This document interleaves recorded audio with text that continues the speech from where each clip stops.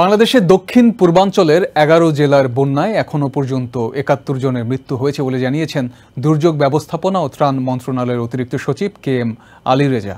মঙ্গলবার সচিবালয়ে বন্যার সার্বিক পরিস্থিতি নিয়ে সংবাদ সম্মেলনে তিনি এ তথ্য জানান। সচিব বলেন, বন্যা কবলিত ১১ জেলার ৬৮টি উপজেলায় এখনও পানিবন্দী রয়েছে ৫৮২,১৫৫টি পরিবার। দেশে বন্যা পরিস্থিতির উন্নতি হলেও বন্যা দুর্গত পূর্বাঞ্চলের জেলাগুলোতে বাড়ছে মৃত্যুর সংখ্যা। স্পষ্ট হচ্ছে ক্ষয়ক্ষতির চিত্র।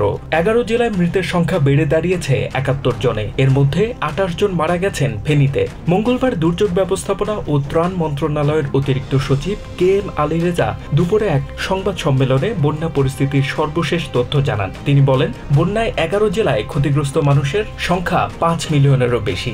এখনও পানিবন্দী আছে ৫৮২,১৫টি পরিবার। মৃতদের মধ্যে জেলাভিত্তিক তথ্য অনুযায়ী ফেনীতে মারা গেছেন ২৮ জন, এরপর কুমিল্লায় ১৯, চট্টগ্রামে ৬, নোয়াখালীতে ১১ জন, কক্সবাজারে ৩ এবং খাগড়াছড়ি, ব্রাহ্মণবাড়িয়া, লক্ষ্মীপুর এবং মৌলভীবাজারে ১ জন করে মারা গেছেন।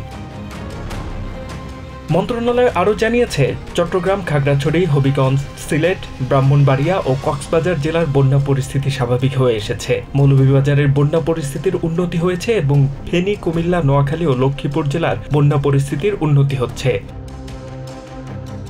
উজানের তীব্র ঢল এবং অতিবৃষ্টির কারণে গত ২০ আগস্ট থেকে দেশের বিভিন্ন স্থানে ভয়াবহ বন্যা দেখা দেয়। পরে দ্রুতই তা ছড়িয়ে পড়ে ফেনী, কুমিল্লা, চট্টগ্রাম, খাগড়াছড়ি, নোয়াখালী, মৌলভীবাজার, হবিগঞ্জ, ব্রাহ্মণবাড়িয়া, সিলেট, লক্ষ্মীপুর ও কক্সবাজারে।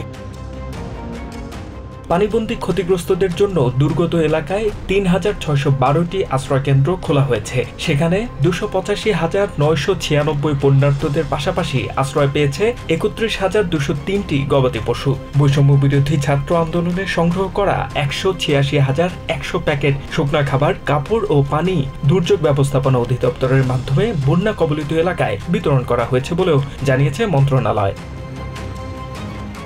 HM Ataullah, TVN 24 news desk.